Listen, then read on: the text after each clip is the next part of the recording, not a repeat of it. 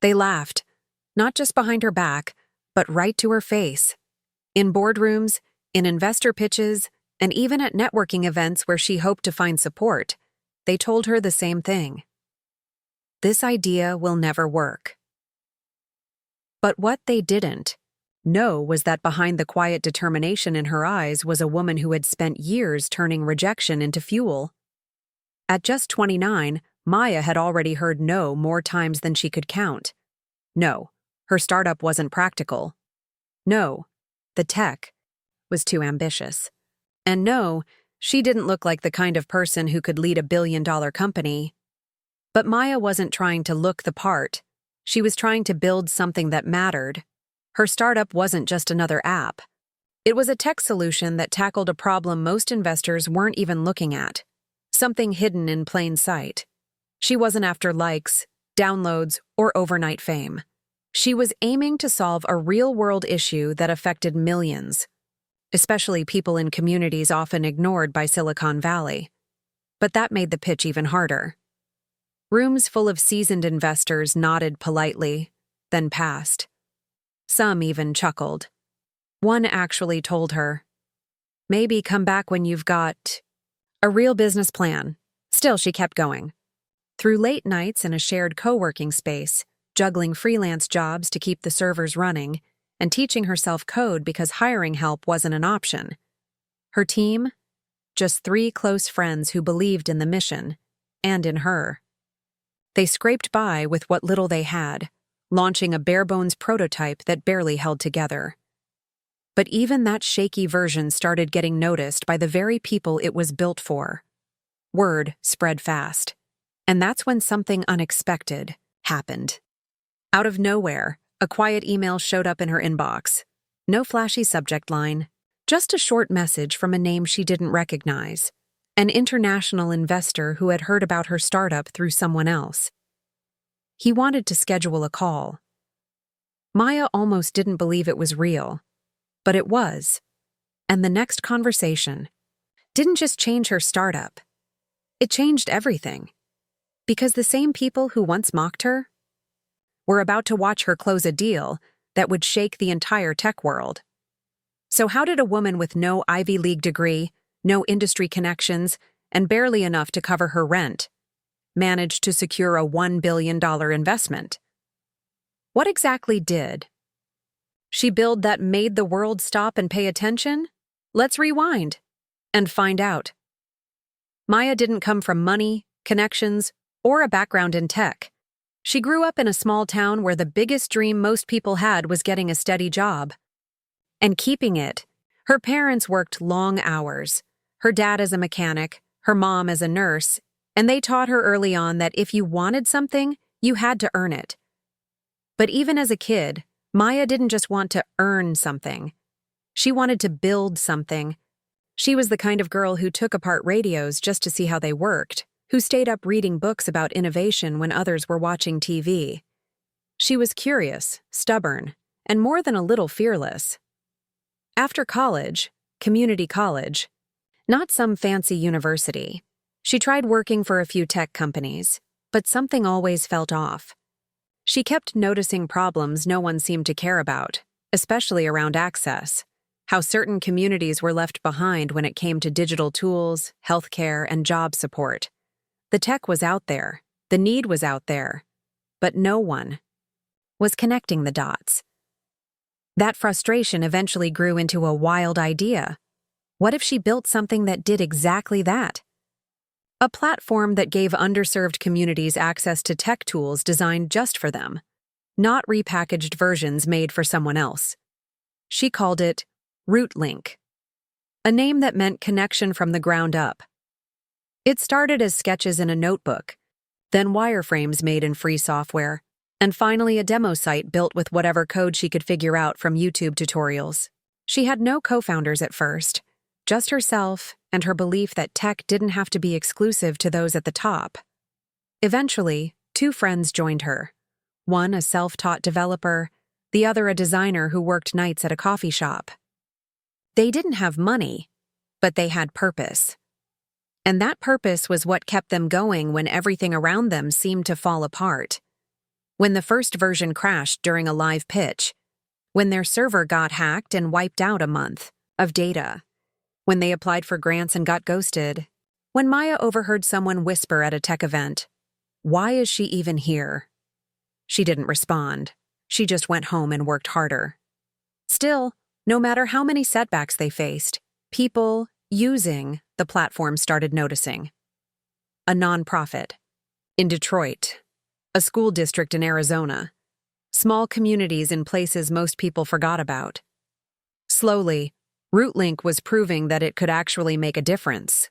But the real breakthrough, the billion-dollar conversation, was still just a whisper. Because that quiet investor? He hadn't shared everything yet, and what he really wanted from Maya was far more complicated than just funding her startup. The geese's first video call with the investor was short, almost awkward. His name was Alain Moreau, a venture capitalist based in Geneva, known for backing unconventional startups. But what stood out wasn't just his portfolio, it was the way he asked questions. He didn't care about downloads or monthly active users. He wanted to know why Maya built Rootlink in the first place, who it was for, what impact it had already made, not what it might do in the future. He asked about the people using it, the single mother in Chicago finding job leads through the platform, the small-town teacher in Mississippi using the education tools to keep kids engaged after school. Maya could hear the difference in his tone. He wasn't pitching. He was listening. Still, something about it felt too good to be true. Over the next few weeks, Alain and his team requested deeper access, metrics, user data, technical documentation. Maya felt the pressure rising. She trusted her team, but their infrastructure was still fragile, patched together with free tools and borrowed code. One glitch, one data breach, and they could lose it all. She stayed up for nights rewriting back-end scripts, documenting every decision, trying to make the system look more stable than it actually was. The team was burning out. Arguments flared over deadlines and design decisions. Her developer started questioning why they were even still bootstrapping. Her designer wanted to pull back from investor talks until the platform was more polished. Maya felt caught in the middle, stuck between protecting what they'd built and risking it all to take the next step. Meanwhile, whispers started spreading.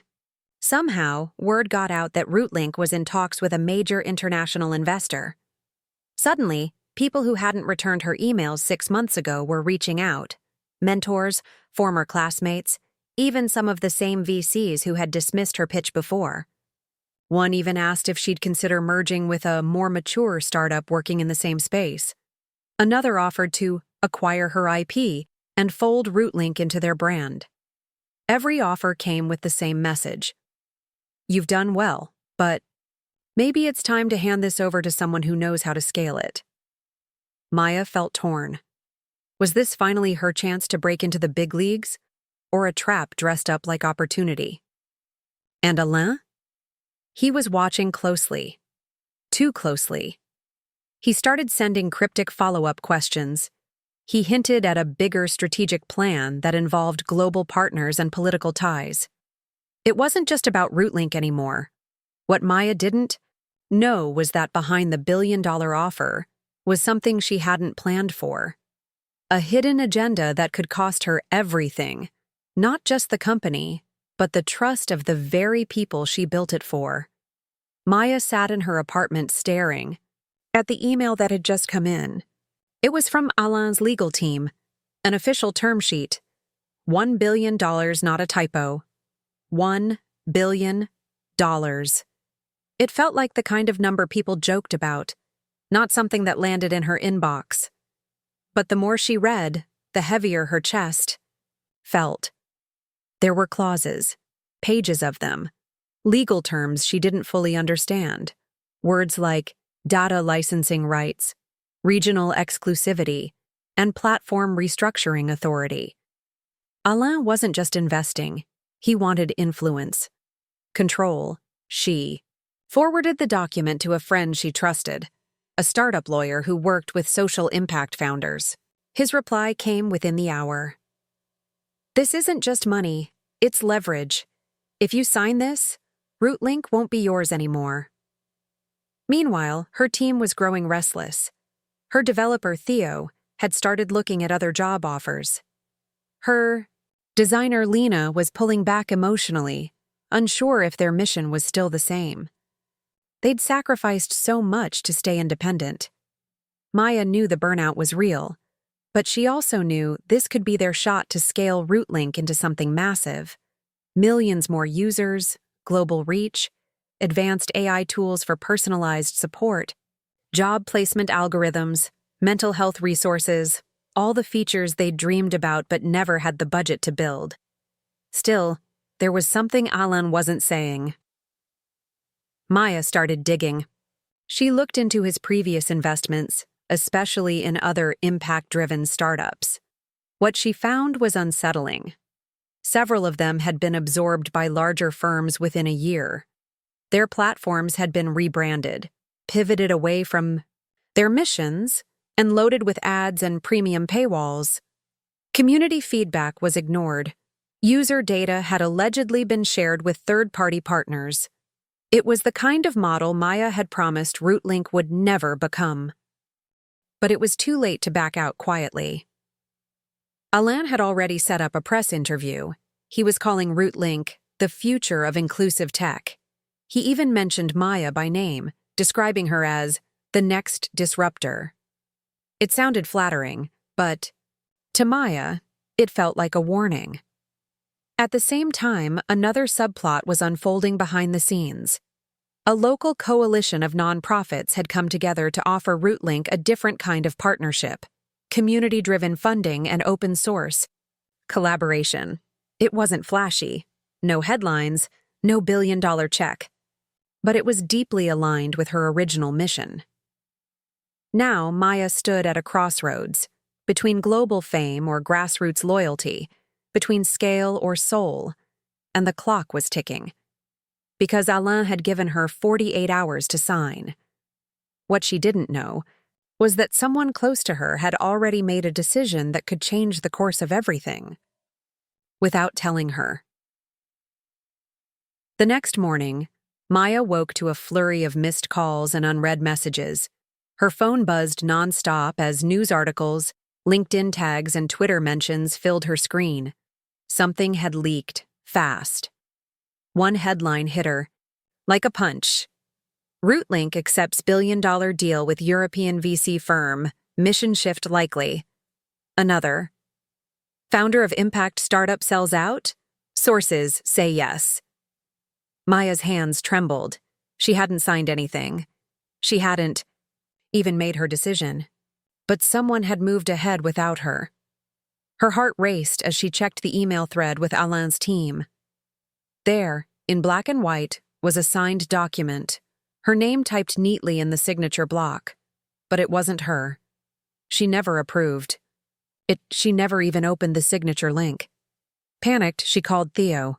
No answer. Called Lena. Straight to voicemail. Finally, a text popped up. From Lena. We need to talk. I didn't know he was going to do it. I thought you already had. Maya's stomach dropped. She grabbed her coat and ran to the shared workspace where they usually met. When she arrived, Theo was already there, typing furiously at his laptop. He looked up, guilt written across his face. I didn't mean to go behind your back, he said, standing up. We were out of time. We needed that deal, Maya. We need that money. You forged my signature? She asked, barely able to say the words. It wasn't forging. I used the team account. We're all stakeholders, right? I thought you wanted this. You were hesitating and we were about to lose everything. Alain said the deadline couldn't move. Maya couldn't breathe. The one thing she'd fought hardest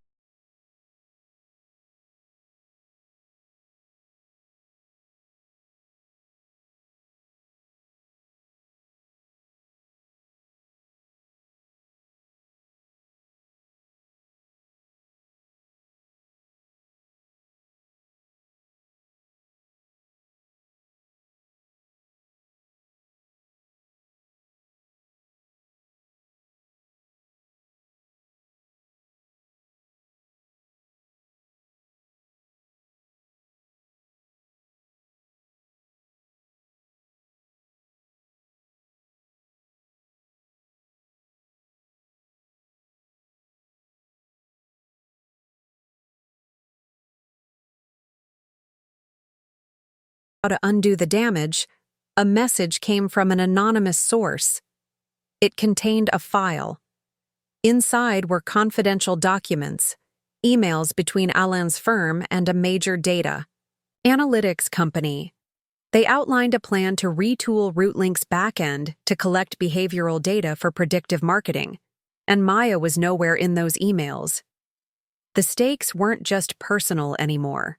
RootLink had become something bigger than her, and now someone was trying to weaponize it. Maya knew she had no time left. Within hours, the platform she'd poured her soul into could be turned into something she never intended, another data-hungry machine wrapped in a feel-good story. She grabbed her laptop, called Lena, and locked herself in the workspace. Together, they dug through every legal document, every system log, every line of access Theo had touched. What they found confirmed it. He'd used the team's shared admin account to authorize the deal. It technically wasn't fraud, but it was enough to trigger a dispute, and that meant they still had a shot to stop it.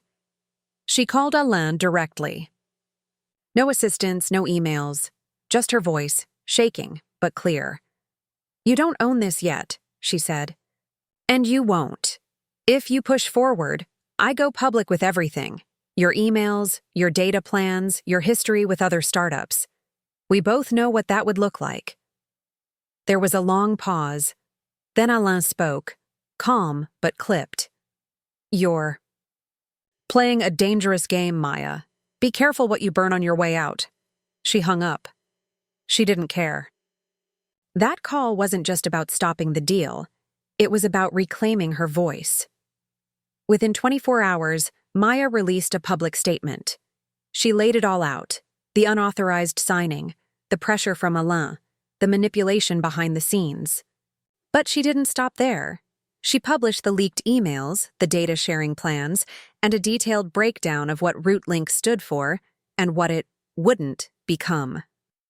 She even included a call to action, an open invitation for developers, educators, and activists to help rebuild RootLink as an open-source, community-governed project.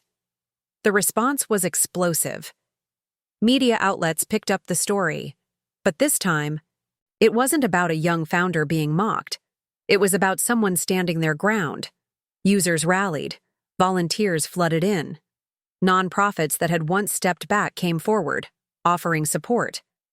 Even a few ethical investors reached out, offering modest but clean funding. Alain? He backed off quietly. No lawsuit, no statement, just silence. Theo resigned the next day. He left a note on Maya's desk. "I'm sorry, I lost sight of what we were building." The story could have ended there, with Maya winning on her terms. But just when things began to settle, she got a call from a blocked number. A quiet voice spoke. "You should know." RootLink wasn't the only platform they were targeting. "This runs deeper than Alain." Then the line went dead. And just like that, Maya realized her fight wasn't over. It was only the beginning. Let me know if you'd like a script breakdown, F, video narration ideas, F, or SEO tags and title suggestions, F, to match the story's tone. Maya sat alone in the small conference room, the same one where it had all started.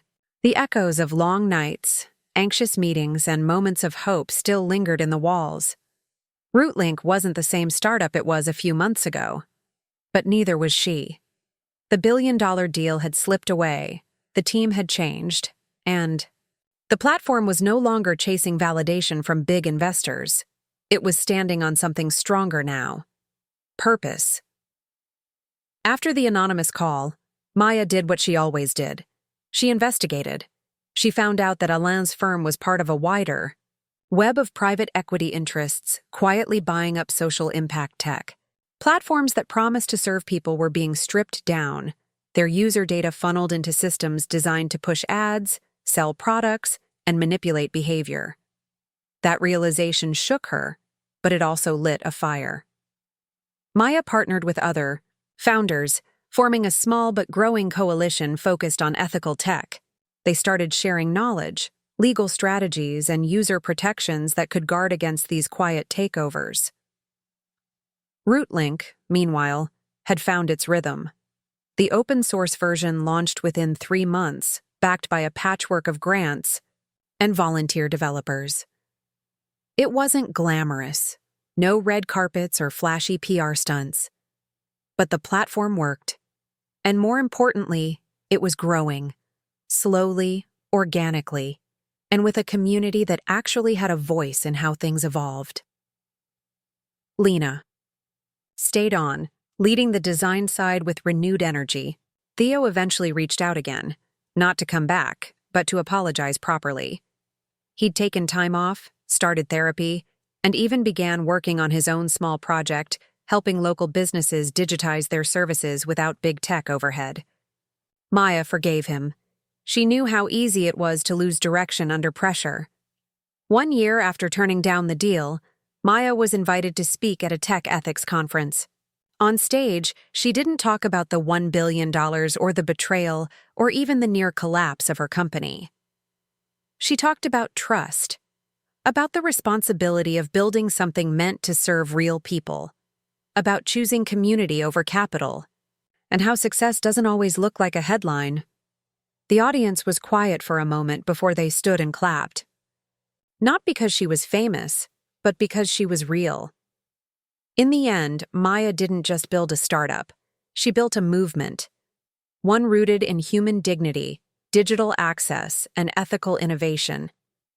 And that was worth far more than $1 billion. Thanks for watching. If this story inspired you, don't forget to like, share, and subscribe. Because out there, someone else is probably being told their idea is impossible.